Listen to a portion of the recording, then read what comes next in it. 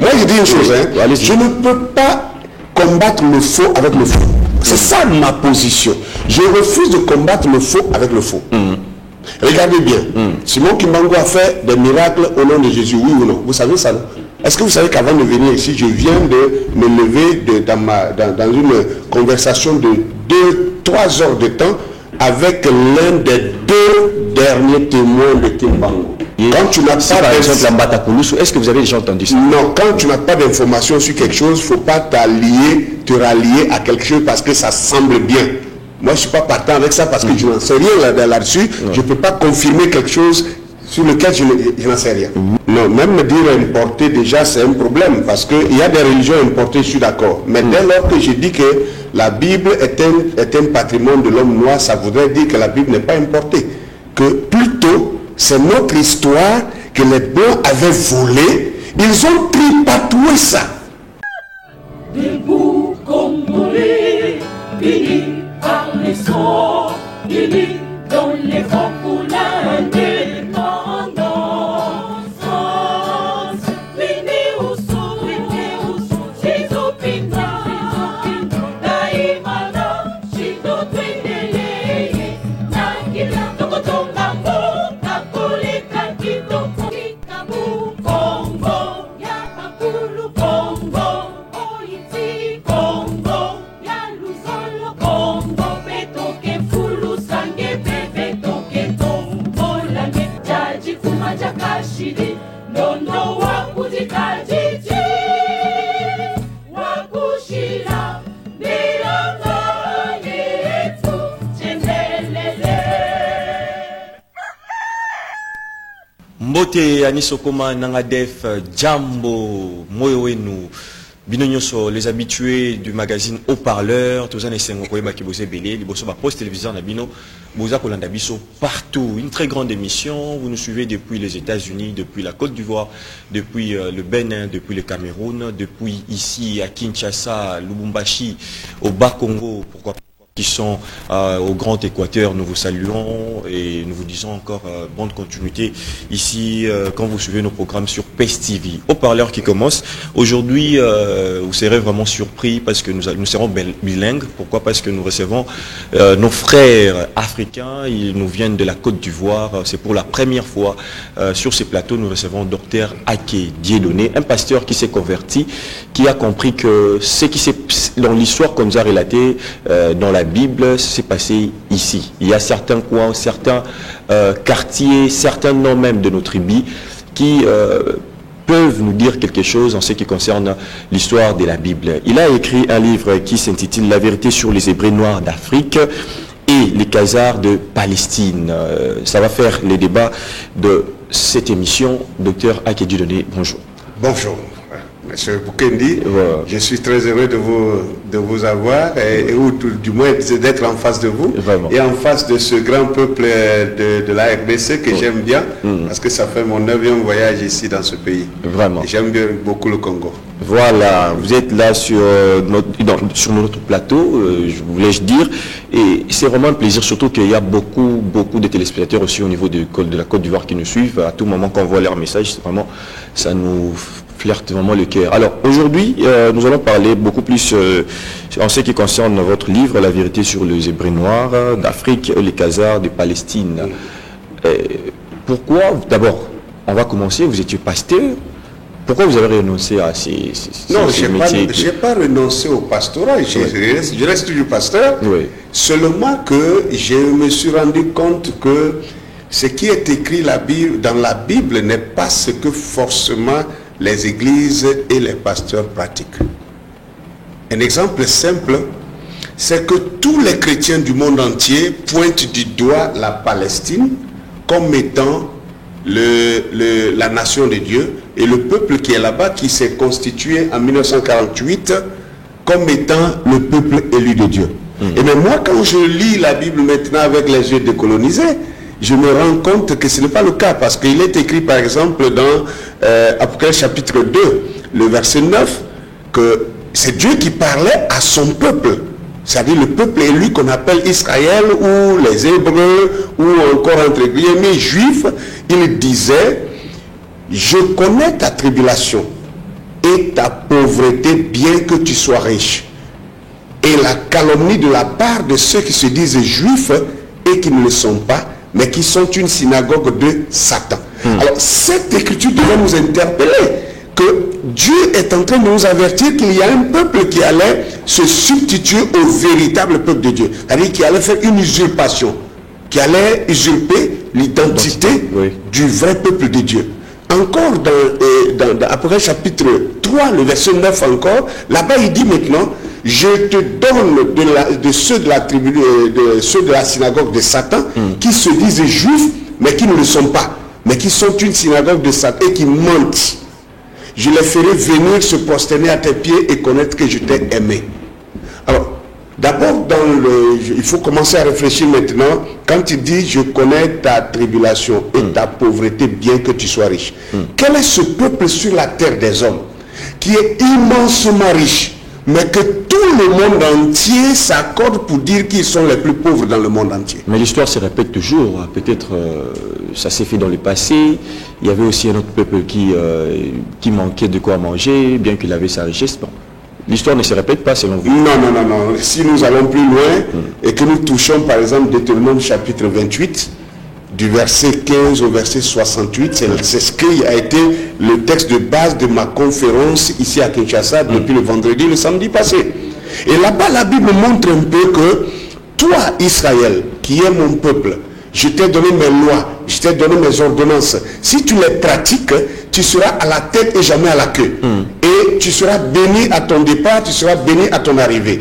Et les fruits de tes entrailles seront bénis, les activités de tes mains seront bénies. L'étranger qui sera chez toi sera toujours plus bas et toi tu seras haut. Mais quand il arrive au verset 15, il dit, mais si tu n'obéis pas à ma loi et aux ordonnances que je t'ai prescrites, tu seras la queue et non la tête.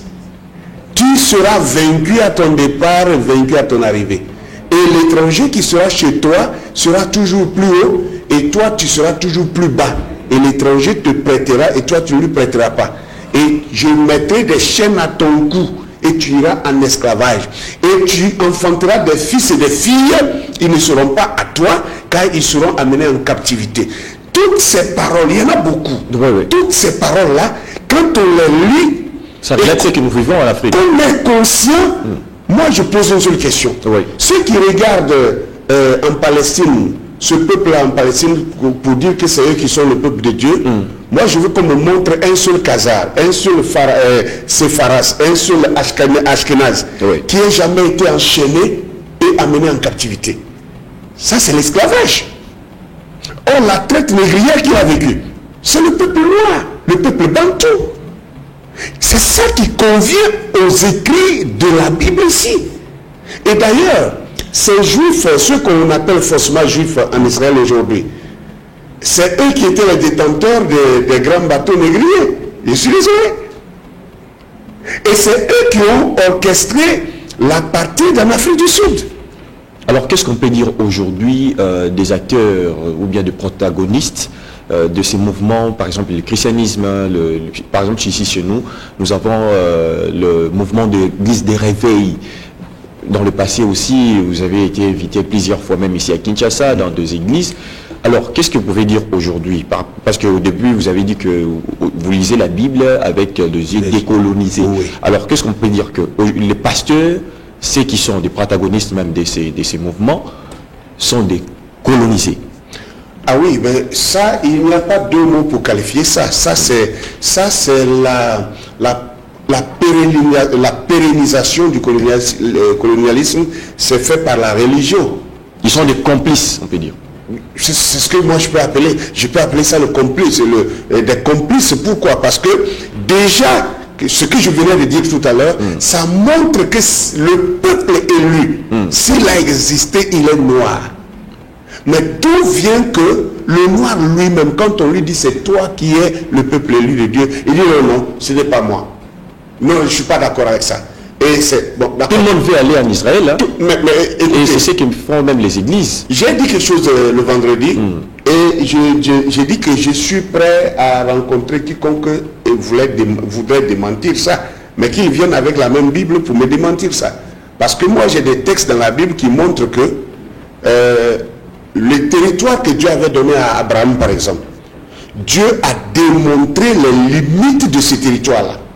Il a dit de quel point à quel point ça allait partir. Les limites, là, ça a été décrit dans la Bible.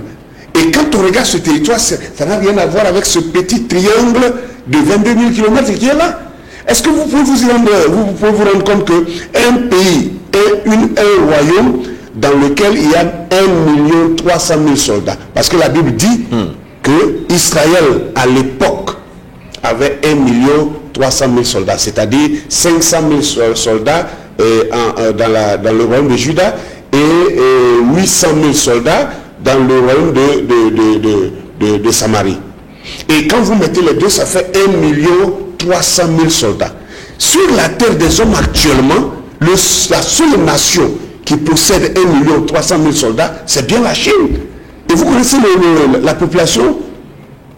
La population de la Chine, ça fait 1 600 000.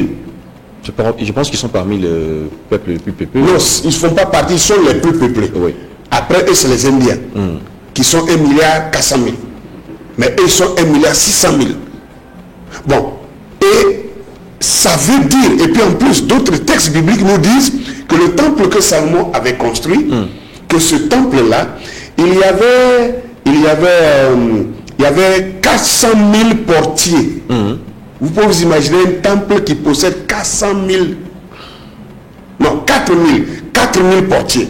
4 000 portiers et 3 000 chantres. Ça, c'est sans compter les fidèles qui viennent prier. Hein? Est-ce pas une fiction là? Non, non. Non, non. Moi, je ne veux pas, je vous ai déjà dit, je ne fais pas de jugement sur ça. Je pars sur la base de ce qui est écrit seulement. Si c'est écrit comme ça, si ça existait vraiment, ça veut dire que ce temple-là devait être un temple d'une proportion aussi gigantesque. Et ça, on ne trouve pas des ruines d'un tel temple en Israël actuel. Ça, je défie quiconque de venir. Tout le monde est parti en Israël pour voir. On n'a pas trouvé des fondements d'un temple d'une telle ampleur. Là où on a trouvé plutôt des temples qui pouvaient atteindre cette proportion, c'est en Afrique ici, et particulièrement en Haute-Égypte.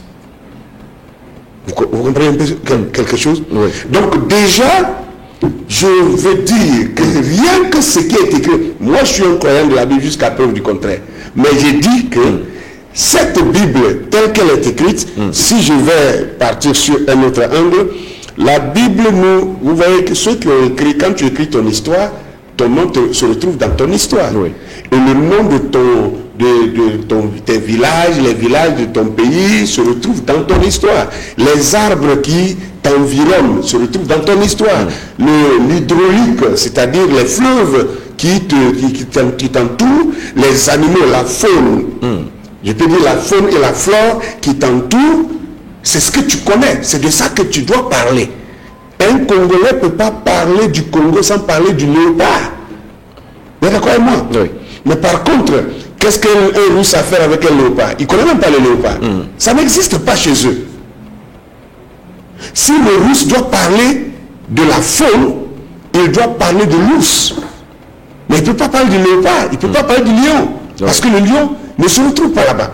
Or, quand vous lisez la Bible, c'est l'histoire des lions. Samson a tué le lion, David a tué le lion. Quelqu'un pensait qu'il va me coincer en disant non, que voilà, que mais si tu dis que David avait tué le lion et puis Goliath, mais il a tué aussi l'ours, il y a l'ours en Afrique. Je dis, mais tu es ignorant.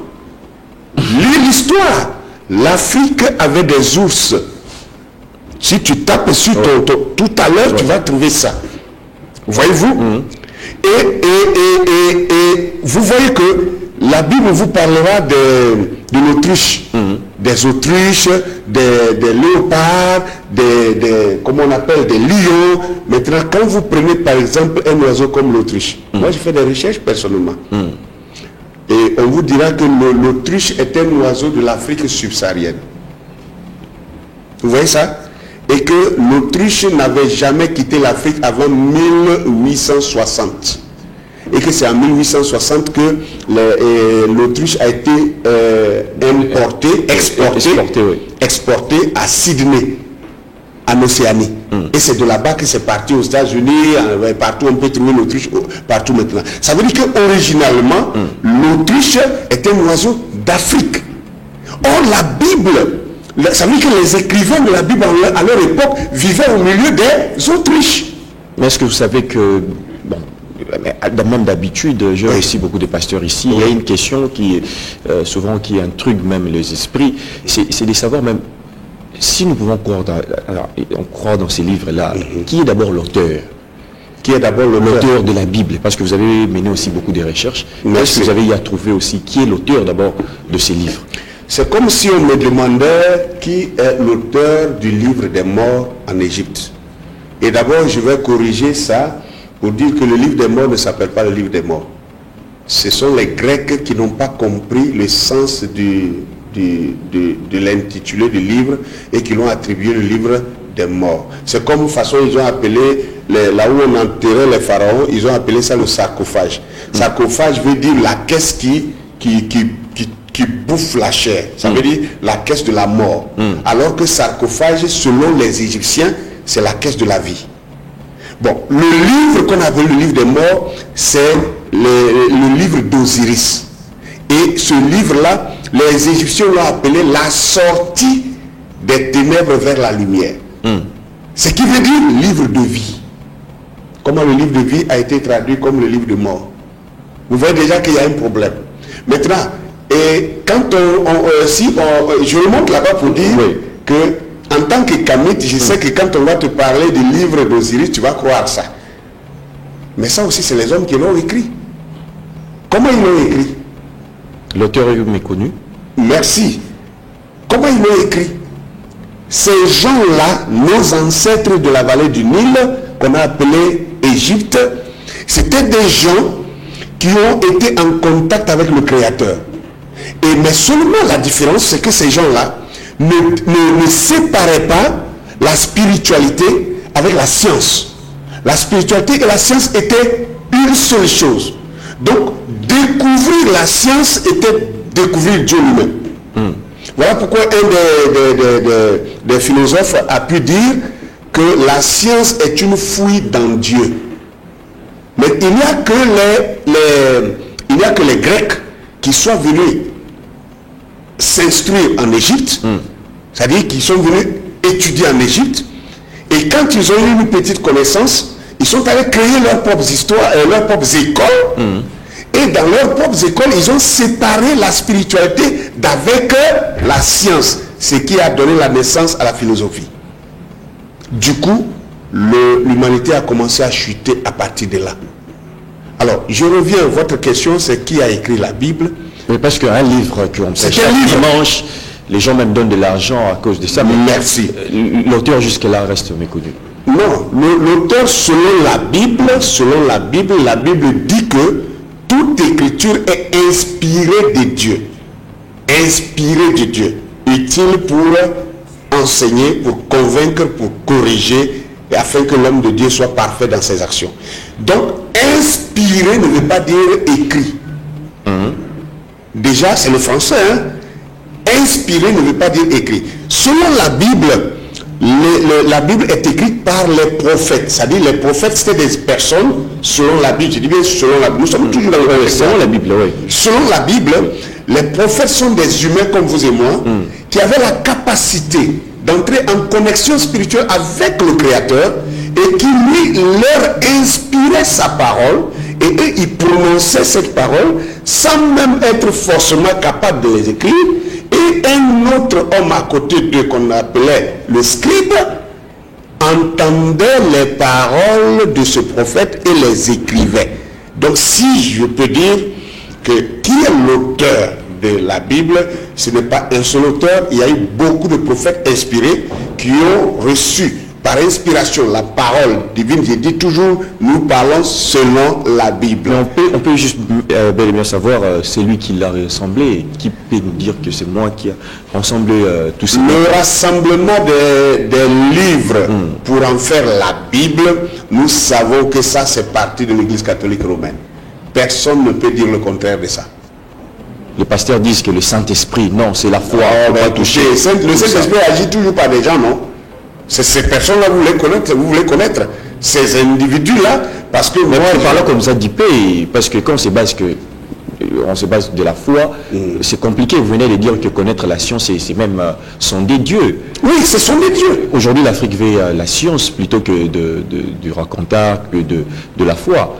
Non, mais moi, je veux dire aux Africains que vous ne pouvez pas, parce qu'en même temps que nous vous envions les Occidentaux, on veut suivre leur science pour nous développer. On oublie que dans cette science, ils sont arrivés à la folie pour amener l'animal à coucher avec l'homme, pour amener l'homme à coucher avec l'homme, pour amener la femme à coucher avec la femme. Et ça, c'est l'évolution de leur science qui les a amenés à ça. Et moi, je suis pour ceux qui croient au réveil de l'Afrique en ramenant la science et Dieu ensemble. On ne peut pas suivre la science sans Dieu. Celui qui croit ça, là aussi c'est de la vanité. Ça ne marchera pas. Croyez seulement. Comment? Croyez sans comprendre, croyez seulement. Non, moi je ne suis pas d'accord avec ça. Parce que je définis la foi comme la compréhension. C'est-à-dire croire veut dire comprendre. Alors que dans les églises, on vous dit non, tu n'as pas besoin de comprendre, il faut croire seulement. C'est le contraire. La foi, quand on dit de croire, ça veut dire que tu as compris. Pendant que nous parlons, je dis, mon cher Boutombo, tu vois de quoi je parle? Oui, tu vois? Oui. Vous voyez de quoi je parle? Oui. Mais quand je dis vous voyez, est-ce que vous voyez ma parole? Je suis en train de vous interroger, est-ce que vous comprenez ce que je dis? Voilà. Donc croire veut dire comprendre. Et or les églises vous disent accepter sans comprendre. Non, mais voilà pourquoi, et quand vous avez dit qu'ils sont complices de la colonisation, j'ai dit oui, parce que c'est de l'aliénation. Croire sans comprendre, ça vous conduit à l'aliénation, alors que comprendre vous amène et à Dieu et à la science. Parce qu'il n'y a pas de Dieu, il n'y a pas de science sans Dieu. Une science sans Dieu est une fausse science. Ça vous conduit à la destruction. C'est cette science sans Dieu qui amène les Occidentaux. C'est vrai, ils ont construit des buildings, ils ont construit des avions et des hélicos, des portables pour nous. Mais c'est cette même science sans Dieu qui les amène maintenant à la chiennerie. Je ne veux pas prononcer ce mot-là pour ne pas qu'on sanctionne les vidéos, mais on amène l'homme à aller avec l'homme, on amène la femme à aller avec la femme. On est en train de refuter maintenant que les enfants appellent leur père papa, qu'ils appellent maman maman, et on dit parent 1, parent 2. Et ça, c'est cette science sans Dieu qui a amené les gens à ce point-là. Moi, je ne suis pas d'accord avec ça. Voilà, là, on développait un peu ce qui signifie pour vous la vérité sur les Hébreux noirs d'Afrique. Alors, y a-t-il de lieux, de noms, même de notre ville ici, merci, qui vous a inspiré un peu dans vos recherches? Il y a beaucoup de noms, des patronymes. Parce que si ce qu'en français, ce qu'on appelle le patronyme, un patronyme, c'est un nom fondamentalement appartenant à un groupe de personnes qu'on ne peut pas trouver forcément ailleurs. Quand je prends M. Mukendi, quand on m'a mis en connexion, on dit non, le monsieur s'appelle Mukendi. Voilà. Je dis, connaissant un peu le Congo, je sais que un Mukendi c'était un Luba. Oui. Donc Mboujmaï et autres et tout ça. Bien. Quand je prends Mukendi, M. Mukendi, vous ne trouverez pas de Mukendi en France, qui soit français. À moins qu'il soit un Congolais qui ait voyagé pour aller rester là-bas. Vous ne trouverez pas de Mukendi en Suisse, ni en Belgique, ni en Allemagne, ni en Russie, ni aux États-Unis. Les Mukendi ne sont seulement qu'en Afrique et particulièrement au Congo.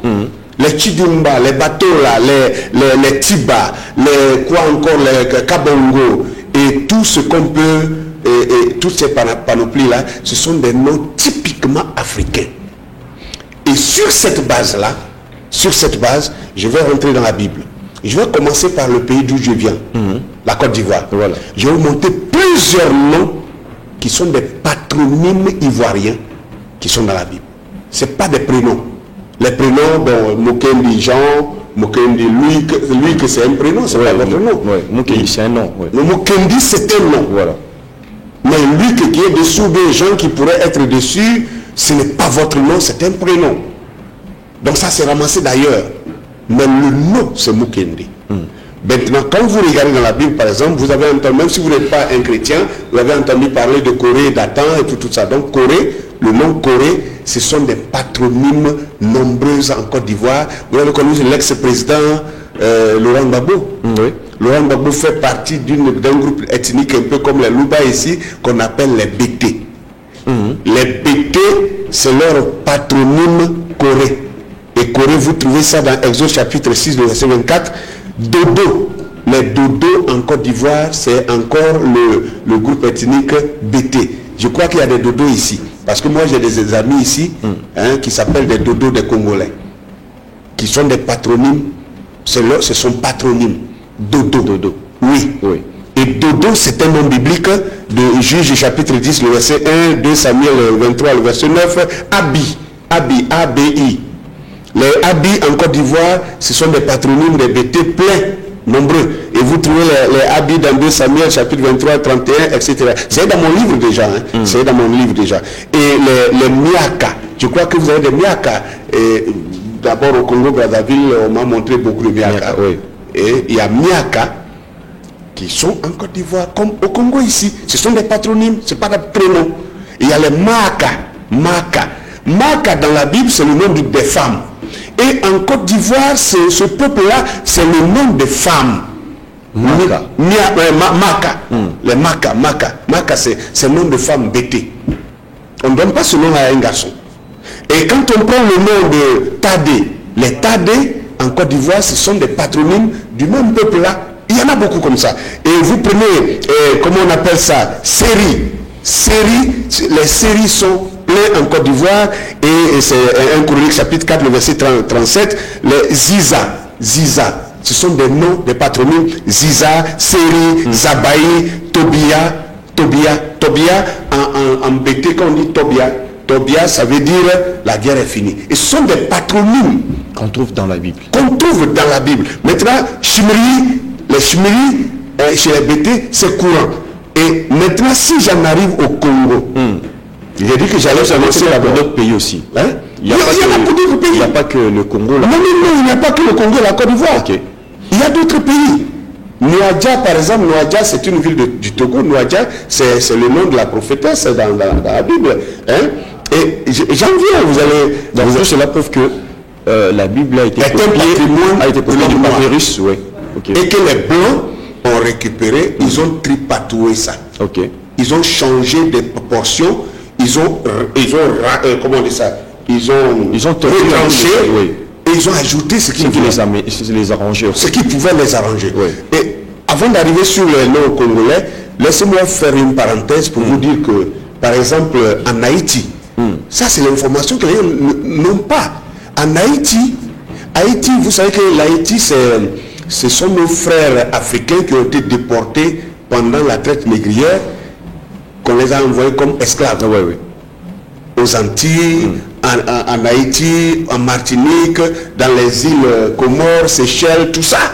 Bon, en Haïti, dans les années 1700, les Anglais et les Français se sont entendus pour écrire une Bible spéciale pour les esclaves haïtiens, qu'ils ont appelé Bible of Slave. En français, Bible of Slave, ça veut dire la Bible de l'esclave. Si vous tapez, ceux qui m'écoutent actuellement, tapez Bible of Slave, vous allez voir cette Bible-là. Et dans cette Bible, ils ont enlevé 50% des textes de la Bible que nous avons aujourd'hui, de l'Ancien Testament. Et ils ont enlevé 30% des textes du Nouveau Testament. Donc le livre de Exode n'était pas dedans, parce que dans le livre d'Exode, on montre comment Moïse s'est battu pour délivrer ses frères qui étaient esclaves. Donc si les esclaves lisent ça, ils pourraient s'inspirer de ça pour chercher à se libérer de leur maître. Donc ils ont enlevé si le blanc est capable de faire ça, vous pensez que c'est tripatouiller toute la Bible qui a un problème pour lui? Alors bon, maintenant j'arrive sur le Congo. Oui. J'arrive sur le Congo. Si je prends par exemple un nom comme, laissez-moi prendre à partir de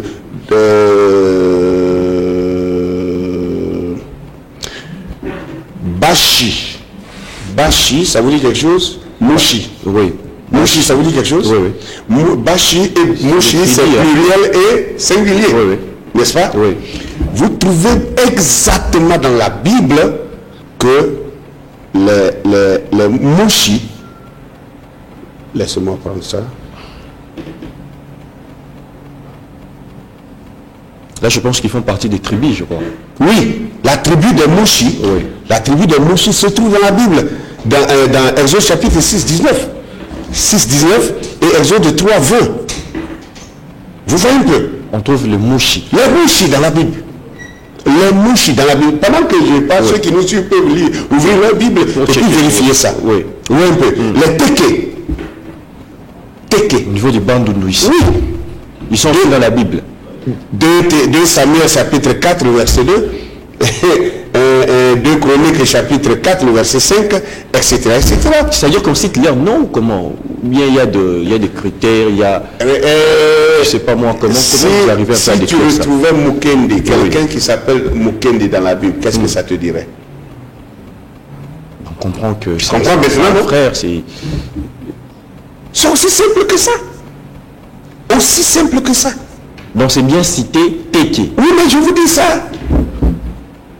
Là même dans nos versions ici, c'est grand, même l'édition des Génies. Et selon les versions, quand même, il y a souvent des modifications. Par exemple, si là où on doit écrire Y, quand on met J, les gens veulent discuter. Alors qu'en hébreu, la lettre J n'existe pas. En hébreu, là. Ouais, même Jésus, c'est là où ça... Non, mais c'est pourquoi ceux qui disent que le nom de Jésus est faux, moi je ne les combats pas. Oui. C'est une réalité. Dans une langue où la lettre J n'existe pas, comment quelqu'un peut s'appeler Jésus? Et puis comment quelqu'un peut vivre en Israël tant que même ces pays-là ont été inventés après la Deuxième Guerre mondiale? Ça pose aussi problème. Non, ça c'est le retour des Juifs dont on parle. Voyez-vous? Bon, bref, bon. Allons-y d'abord. Allons-y. Maluku, ici, c'est une commune. Oui. C'est une commune, non? Oui. Maluku. Vous trouvez ça, Ezra chapitre 10, le verset 29. Et puis le verset 32 aussi. Et puis Néhémie 12, 2. Néhémie 10, 4 aussi. Comment on appelle ça? Selembao. Selembao, c'est une commune ici. On peut les retrouver dans la Bible. Néhémie chapitre 3, le verset Selembao. Nsele. Une commune ici à Kinshasa. Vous trouvez ça dans 1 Chronique 11, 39, 2 Samuel 23, 30, 37, etc. Ngaba. Une commune d'ici. En fait, Ngaba, c'est déformation de Gabaon. Gabaon. Encore ce Benounou. Non, Benounou, je crois c'est au Congo central ou quelque part là-bas. En fait, ce travail-là, moi j'ai fait le mien, mais le plus grand travail ici a été fait par un Congolais lui-même. Il s'appelle Thomas Vanda. C'est un pasteur, Thomas Vanda, qui a fait ce travail-là déjà. On peut aller chercher les noms, tout ça. Et c'est lui qui démontre même que la ville de Kinshasa, que anciennement s'appelait Kushaja. Et Kushaja se trouve dans la Bible. Vous savez qu'il y a la déformation aussi parce qu'il y a un monsieur, même par rapport à l'histoire, il y a même, comment on les appelle, les détenteurs de la tradition de la ville de Kinshasa. Il y a même ils sont là aujourd'hui. C'est pour eux qu'il y avait un monsieur, ils expliquent même où est venu le nom de Kinshasa par une déformation même. Ils montrent un peu comment l'appeler correctement. Tchéla, vous avez une ville Tchéla. Oui, au niveau du Bas-Congo. N'est-ce pas? Oui. Tchéla, ça se trouve dans 2 Samuel chapitre 21, le verset 14. Ça se trouve dans Josué 18, le verset 28. Louosi. Vous avez ça dans Juge 1, 23. Kindu, oui. Kindu, vous avez ça dans 1 Chronique. Il y a un monsieur qui nous écrit, un téléspectateur qui dit Ketura, le nom Boma Bandunduville, est-ce que c'est... Que quoi? Ketura, oui. Que c'est à Bandunduville? Le nom Boma à Bandunduville. Je ne sais pas si c'est... Moi, ce que j'ai trouvé n'est pas exhaustif. Oui. Il y en a beaucoup. En fait, c'est juste une lueur qui permettra aux autres maintenant de continuer le travail et de trouver beaucoup d'autres choses que moi, je n'ai pas vu encore. Vous voyez un peu la chose. Et si c'est même Mbandaka. Oui. Mbandaka, c'est dans 1 Chronique 8, le verset 6. Alors, Ruga, Baraka, Beraka, et tous ces noms sont ici. Et Tiba par exemple, il y a Tiba, il y a beaucoup de Tiba ici. C'est un nom de quelqu'un comme Mukende. Oui. Tiba, c'était un serviteur du roi David. C'est un nom de famille biblique. Bon, bref, il y en a assez. Si on arrive maintenant sur les pays, par exemple. Le pays maintenant. Voilà. Botswana. Botswana, c'est comme vous dites les Bashi, je sais pas quoi, les Baluba. Voilà. Oui. Quand on dit un Luba, Oui. mais beaucoup on dit Baluba. C'est ça, non? Oui. Maintenant, Le pluriel. merci. Tswana, c'est le nom de famille de quelqu'un dans la Bible. Maintenant, Botswana, ça veut dire les enfants, les fils de Tswana. Ok. Vous comprenez ça? Ok. Et c'est eux qui créent leur... C'est comme Israël, c'est le nom de quelqu'un, selon la Bible, c'était le nom de Jacob. Jacob, on l'a nommé Israël. Mais les kémites disent que c'est l'assemblage des Non, moi, Isis, Ra, tout ça. Non, moi je ne suis pas encore sur ce côté-là. J'ai pas de problème avec ça. Ok. Parce que Israël, ça veut dire Isis, Rahel. Voilà. Je connais ça. Oui. Je ne vais pas rentrer dans ce... Je dis d'abord, je pars sur la base de ce qui est écrit dans la Bible. Voilà. Alors, on est déjà, on attend déjà, on touche dans notre fin pour gagner les temps. Qu'est-ce que vous pouvez nous dire? Comment vous voyez un peu l'avenir de l'Afrique, même l'avenir du christianisme ou bien d'autres religions importées en Afrique? Non, même me dire importer déjà c'est un problème parce qu'il y a des religions importées, je suis d'accord. Mais dès lors que je dis que la Bible est un patrimoine de l'homme noir, ça voudrait dire que la Bible n'est pas importée.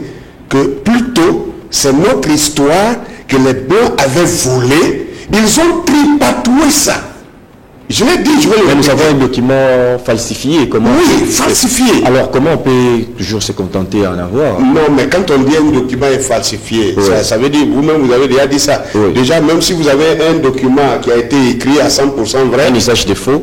non, à 100% vrai, si on enlève 10%, qu'on le remplace par du faux, déjà c'est falsifié. Effectivement. Mais ça ne et les 90%. Vous allez rejeter ça. Parce que 10% ont été mélangés dedans. Mais c'est là aussi que se trouve le problème. C'est pourquoi l'idée tout à l'heure que ceux qui disent que l'Afrique doit se développer sans la spiritualité ou sans Dieu, que c'est seulement la science, je dis c'est un faux chemin. C'est un faux chemin parce que si on prend la science sans Dieu, on va aboutir à ce que les blancs soient... Et ils veulent la spiritualité africaine, c'est-à-dire que nos traditions, nos coutumes... Non, mais c'est quoi nos traditions d'abord? Ça aussi c'est un problème. Oui. Parce qu'on voit aussi dans les traditions des gens qui égorgent les gens, hein, ils font le sacrifice humain.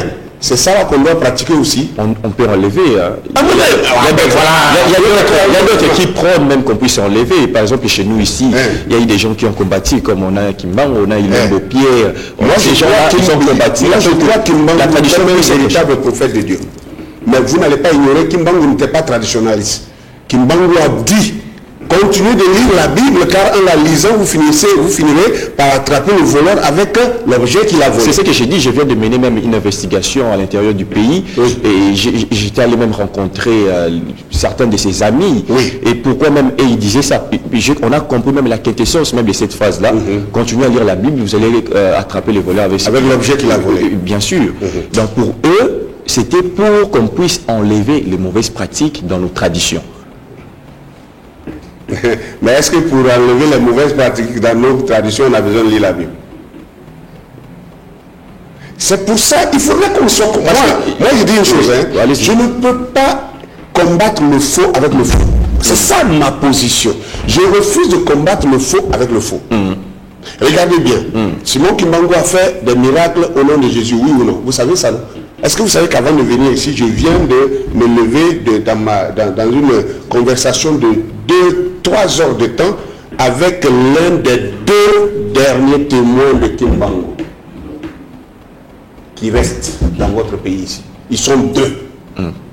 Et l'un d'entre eux là, je viens de parler avec lui tout à l'heure. Il t'a dit quoi? Et lui il dit, Oui. ah oui, Oui. il dit que le kimbanguisme est parti dans le décor à cause du fait qu'ils n'ont pas suivi les prescriptions du prophète Simon Kimbangu, qui lui appelait Dieu son père, il appelait le Christ son frère, et il disait que lui n'est qu'un envoyé. Mais qu'est-ce que les kimbanguistes font aujourd'hui? Ils adorent Kimbangu comme Dieu. Lui il dit que Kimbangu n'a jamais dit ça. Kimbangu a toujours dit, lisez la Bible et vous allez finir par... C'est pour dire que si vous lisez la Bible, bon, si je peux expliquer ce que je comprends de ça. Ouais. Je comprends qu'en lisant la Bible, vous finirez par comprendre que la Bible que vous pensez, c'est blanc qui vous a amené là, c'est votre propre tradition. Ils ont volé, ils ont tripatoué pour venir vous dominer avec ça parce qu'ils savaient que ce document était un pouvoir pour vous. Croyez-vous qu'il y a un lieu ici au Congo où est passé Jésus-Christ, il a été crucifié Quand tu n'as pas par exemple la Mbatakoulou, est-ce que vous avez déjà entendu ça? Non, quand tu n'as pas d'informations sur quelque chose, il ne faut pas te rallier à quelque chose parce que ça semble bien.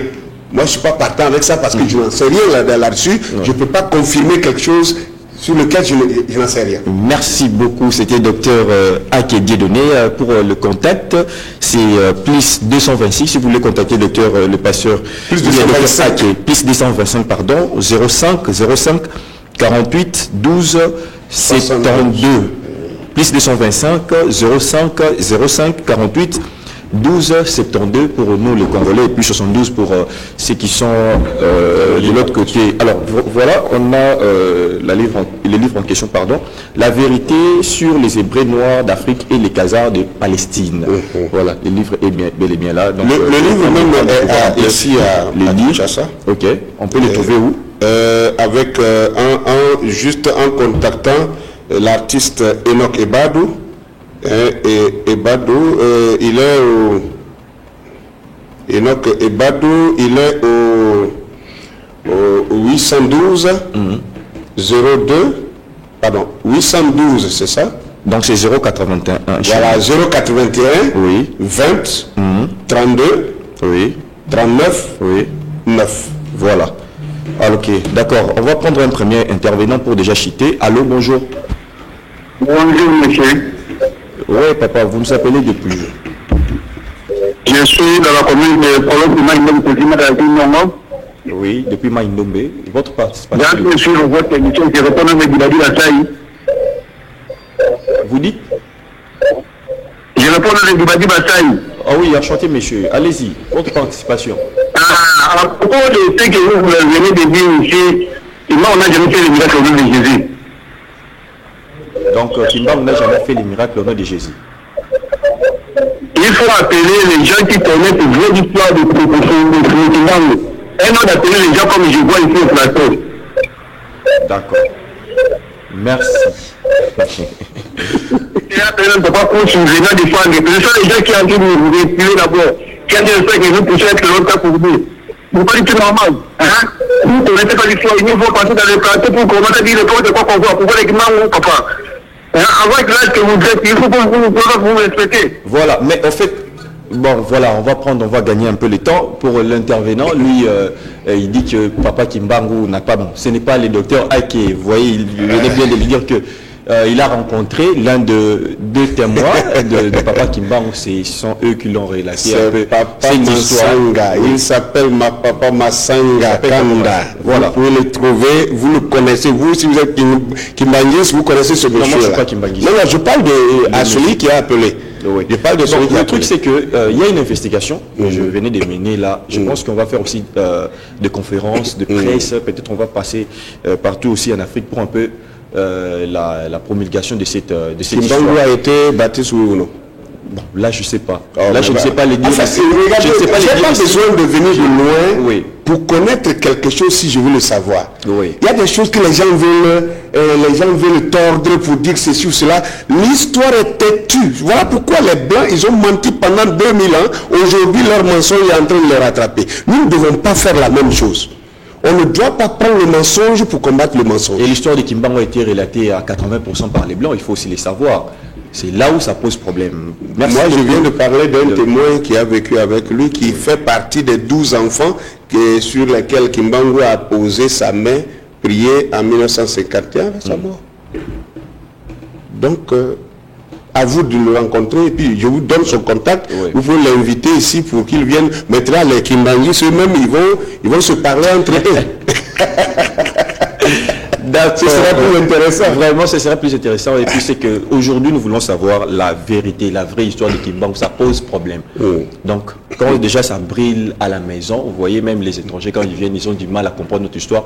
Ça pose problème. Ça pose problème. On doit dire la vérité. Merci beaucoup, Dr Aké. C'était vraiment un plaisir de vous recevoir aujourd'hui. Je ne sais pas, votre dernier discours pour pouvoir un peu se séparer avec vous. Mon dernier mot, je voudrais saluer tous nos auditeurs de Haut-Parleurs, c'est ça? Oui, c'est ça. De Haut-Parleurs, émission, et je voudrais remercier mon frère Mukendi ici, que j'aime bien pour dire que selon mes investigations bibliquement parlant, un véritable Louba est un véritable Israélite, c'est un hébreu de la Bible, c'est ce que je sais et selon les coutumes que j'ai recueillies au milieu des Louba là-bas et toute la petite histoire que je sais d'eux et les choses que j'ai vues, les pratiques que j'ai vues d'eux par rapport aux pratiques bibliques, ils font encore les mêmes choses. Donc ce qu'ils font les Juifs, ce qui est relaté dans la Bible, c'est ce qu'ils font les Louba aujourd'hui. Oui. Même bon, je n'ai pas envie de dire.